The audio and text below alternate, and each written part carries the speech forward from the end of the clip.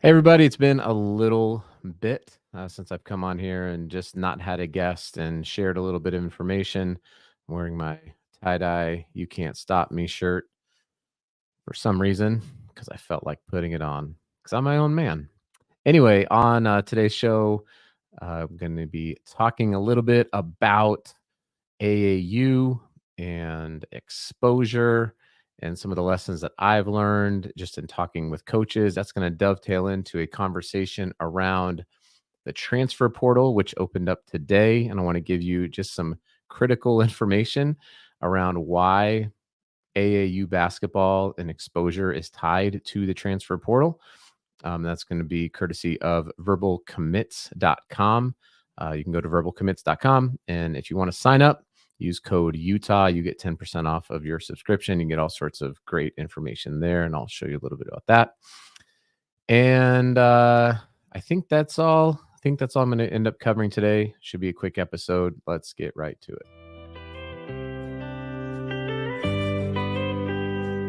This is the Utah High School Hoops Podcast, your source for sometimes informative, but always entertaining coverage of the Utah High School Hoops scene.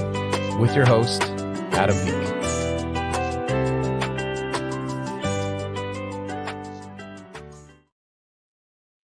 All right, so we've entered into the part of the year. It's March Madness in college basketball, but in high school basketball, it's sort of like AAU madness, where you've got teams that are being decided upon, and kids are trying to figure out where they're going to go. I even saw something that as soon as the high school season ended in Utah, Hector Marquez put on Twitter. He said the high school portal has opened, which was kind of funny. But we have entered into this sort of the second season of basketball. And I can't speak for everybody, but I know in Utah, it's been crazy. I put up on Instagram, I think we have 13 teams at various age groups. I think 15U might have 14 teams that are playing on some sort of shoe circuit or shoe sponsored circuit or connection to a shoe circuit. So you've got Adidas, 3SSB, you've got Adidas Gold, you have Nike EYBL Champions League, you have Puma Next. What else is that Nike, Adidas, Puma Next? There's the Puma Pro 16. There's also a New Balance circuit. I don't think that there's any teams that I can tell that are playing on the New Balance circuit here in Utah, but either way, there were like 13 teams. I tagged them all on Instagram. Maybe I'll put up a post, which means this. So if there are 13 or 14 teams playing on a shoe circuit, and that's not counting all the teams that are playing on some really great independent circuits like Prep Hoops and Recruit Look and West Coast Elite. I'm sure Dinos and the Pengo circuit is another great circuit. A lot of great circuits out there, right? So if you have teams that are playing on all these, let's say there are 20 teams that are playing on any of these, shoe or high level independent circuits here in Utah, that means you've got roughly 180 to 200 players that are out there just in the state of Utah that are out playing on these circuits. And the thing that I've heard a lot as a dad, that I heard a lot kind of going into this when AJ was like 13, 14 years old was, you got to go play the live periods. You got to be where the coaches are. This is all about exposure, exposure, exposure, exposure. And that was probably true until around 2020 or 2021, and subsequent post-COVID years. And I'm not saying exposure is not important. That's not what I mean at all. It just means that with the advent of the transfer portal, which I'll get into here in a second, combined with the current sort of, we'll call it the glut of the COVID year that expanded out the amount of kids, or, in this case, even young men, they're 25 to 27-year-olds playing college basketball right now. The opportunities for high school kids to enter into a D1, D2, D3, or NAIA is low, and JUCO is also recruiting the D1, the D2 levels. So you're seeing kids go D1, then go down to JUCO, then they might go D2, and then they go D1 again, right? There's so much player movement all over the place. And so what does all of this mean is that exposure on the level, this is just one person's opinion, right?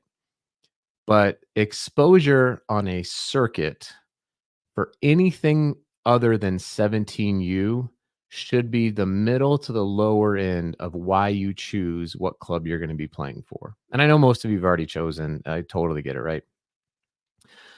But this idea that there's going to be a tremendous amount of college coaches at a 15U Utah team on any circuit that's just going to show up randomly is probably decently low. Now, they might come out for other reasons. Like I had coaches that came out who I texted them. I knew they were there. They came out and watched the Congo team on the UA Rise last year. That was pretty cool. So networking is still really high. Playing for college, playing for coaches and programs that have a tremendous network is still really high. I'm not talking about that. I'm talking about if you have clubs that are out there saying, hey, if you come play for us, then you are going to get in front of all of these coaches. I I gotta believe, based on the numbers that I'm seeing from the current transfer portal that just opened today, by the way, I gotta believe that there's a lot of coaches who are spending a lot of time recruiting their own guys first, recruiting the transfer portal second, recruiting JUCO, which has an incredible amount of talent in it, third, recruiting other, not just in the transfer portal, but other D2, NCCAA, USCAA, Division three, all the other, they're looking at all them. And probably down the list is high school seniors. And then below that is going to be high school juniors and then sophomores. And then, incoming high school freshmen are probably just totally off of someone's radar. And I say all of that because when you're looking at it, my suggestion, what I have learned, and this is, well, again, just my learning, my one person's opinion is this. You ought to focus on, especially early on, your players' development. So, do the teams practice? Do they have coaches who are involved in skill development? Do they teach the players how to play? Um, what are the costs? Ask for the costs up front. There are all sorts of different variables that are going to go into this that should be higher up. What's the character and the morals of the program? Because your kids are going to be spending a lot of time with these coaches, so you just want to know this stuff. If you can't get straight answers to that, but it's, oh, we play on this circuit, or oh, we're doing this thing, and your kid's going to be seen, they're probably not going to be seen. I don't know how else to say it other than that. Um, and I'll show you why. So, I was looking today I'm going to pull this up. All right, I guess I won't show you entirely why, but I'll give you a reason why. So, I went on to verbalcommits.com. Like I said in the intro, you can, if you want to support the podcast, if you sign up for a registration, you can use code Utah to get 10% off of your own either player, or if you're a coach, you can get access to, I think you get access to Synergy and all sorts of great stuff. If you're a high school coach, or if you're a club coach, this is a great way to promote your kids. I can even show you AJ's profile on here. But this was, whenever I refresh this here, I'll do another quick refresh here. So when I started this, there were 401. There are now 406. So in 9 minutes, there have been 5 more people who have entered into the transfer portal. Not all 406 listed transfers on here are still in the portal. There are about 11. So you can see here, Mikey Williams has transferred from Memphis to UCF in Orlando. Let's see who we got. Danton Grimes from Baylor. Anyway, there's about 11, and then the rest of them are in the portal. So you have D1. These are all Division 1 transfers. 406, so roughly 395 players who last year were on a Division I team are now not on that Division I team. 395. And that's, at 4 o'clock on a weekday. That number is going to continue to grow. They're not all going to find a home. Let's go see here if I can pull up Division II. And what do we got here for Division II? Did that update? Division II? I haven't tried this. Oh, apply. I missed the big giant apply button. All right, and then in Division II, we got 370 transfers, which only looks like so one went down to NAI, and another one transferred. Oh no, he went from Pitt to a Division II to West Liberty. I think the rest of these are all who have entered into the transfer portal. Yeah, so you have, I don't know, we'll call it 370 plus what I say 395. You're talking close to nearly 800 players today. I would like for that number to sink in. You got guys on here like, I mean, I haven't seen any of these players, right? But Jalen Martinez is a center, 6'11", 260-pound center who played for UNLV and then UC Riverside. Went to Dream City Christian School, an elite school, right? You've got a guy like Jalen Martinez who is out there that you are trying to compete against. So if you are a college coach, just put yourself in their position, right? If you are a Division I, Division II, JUCO, any level of college coach, you've got somebody who graduated high school, it said, in 2021, who is matured in their body. They've been to school. They've been at colleges. Now it cuts both ways, right? Maybe you look at that and go like, well, he's played at two different schools. Is he going to just come here for a year? I don't really know. Could we use him? I don't know who Jalen Martinez is as a player or anything like that. But what I'm saying is players like him are out there. They exist. There's 700, not 6'11", 260-pound centers, but there's 700 players who were on a Division I or Division II roster last year, or 800 players rather, who are on these rosters. So as you're looking to go out and play AAU basketball, if you're thinking to yourself, I'm going to go out and I'm going to wow all of these coaches, you're not just having to wow them relative to other players your age, right? Maybe you're selling them on your future, maybe there's other things you're trying to sell them on, but it is not going to be your skill level likely is not going to be nearly as good as somebody who played Division I basketball last year. Your physicality, your body size is not going to, your shot making is not going to be there. None of it's going to be there. And that's fine, right? My point is not to, badger that point. My point is to say, if you want to get to that level, if that's your goal is to play basketball at the D1, the D2, the NAI, the Division III level, the JUCO level, if you want to play there and you are 14, 15, 16 years old, 17 years old, or if you're a parent of one of these kids, then you need to know just what is true and say, well, how am I going to get there? It's not going to be just because you're playing on circuit A versus circuit B. That's not going to be a thing that's going to drive it. What's going to get you there is the drive, the hard work, and the development that your coaches are going to put these players through. Are they going to develop your son? Are they going to play your son? Are they going to force them and allow them to get better? These are questions that you need to know. The circuit is the circuit. It just is what it is, right?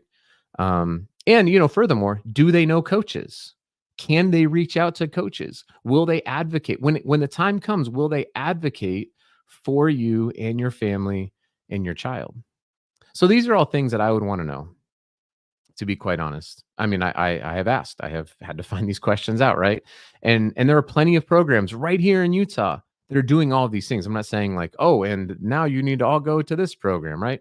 There's plenty of them out there. I'm excited to be able to go watch. And we got the Utah Gold and Lady Prospects are putting on it's in like 2.5 weeks, I think it is. The Utah Club Championship.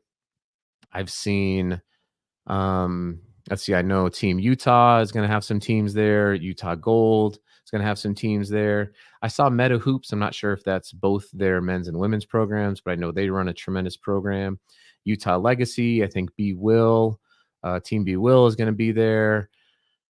Utah Valley Prime is going to be there. These are all great programs that I have watched. I know some of the coaches. Um, but they're great not because they're playing on a shoe circuit, right? They're great because they have good men and women behind the programs who are willing to train your children, who are willing to push them, and who are willing to help them get better. And I don't know that about every program. I genuinely don't. So, but you should reach out, right? You should try to find out, talk to former players, talk to former parents who have been there. Um, but from all I've heard, just so everyone's aware, from all I've heard here in Utah, from the prospects on down, we have a ton of programs that's what they do, and they're about the kids. So again, I hope I'm not saying this as like some sort of person with a vendetta. I've no vendetta, right? I have played against teams, and or I didn't play, obviously. I have watched last year when AJ was in 15U, we played teams where I was like, they're not about this. They're just trying to be out on a circuit. They're just trying to win games, and they got it handed to them. They'd have one kid who was super talented, and that was it. They just played one-on-one ball. There's actually a lot of that basketball that's out there.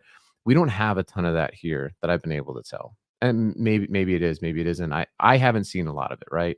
So I think you would do well in going with one of these programs, but make sure you're asking the right questions. Make sure you know what is true. Make sure you take a look at verbal commits, right? Make sure you see all these players who are in the transfer portal. I put on Instagram that Quentin Meza entered the transfer portal. He played a big role at a D1 program in Wofford. So if you are an unsigned senior, guys like Q have tape playing and competing well against D1 opponents, and maybe you don't. Maybe you just don't have that. And so you're going to have to figure out, how do I get out there? Go talk to my guy Tua over at Utah Hype. I know he's got a ton of connections there. They do a lot of stuff the right way also.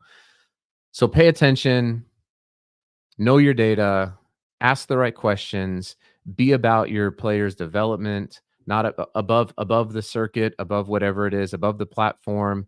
Just put them with people who want the best for your kid, and I think that you'll do all right. Don't buy the hype. Was that Public Enemy? Don't believe the hype. Don't believe the hype. That if you play on a shoe circuit, that all your problems are going to be solved. But really, truly, honestly, are they going to? It could be an independent circuit, and your kid's going to get a lot better, right? It could be a shoe circuit, and your kid's not going to get better. So forget the circuit. The circuits are awesome. Shout out to all the people running the circuits, right? They're great. But that's not the thing that's going to drive this for 99% of the kids. The thing that's going to drive your kid to that next level is their hard work, how much they're pushed, and their ability to network and to do the right things. All right, that's all I got. Thanks everybody. I'm going to try to get some of the club coaches on. I had Dalton Nixon on from Mountain Star, or not Mountain Stars, Mountain City. Sorry, Mountain City and Utah Gold. Would love to have the Mountain Stars on. I didn't. I don't think I mentioned them, but they're on the UAA circuit. So, um, trying to get some of my friends on from Team Utah. I've had Tim Davis on from Prospects. I want to be able to talk about all these clubs and let them share about why they love what they do and what they're doing, so that you can connect up with them. So be ready for that. Stay tuned for that. Go check out verbalcommits.com. Use code Utah. My rambling is over, and we will talk with you all soon.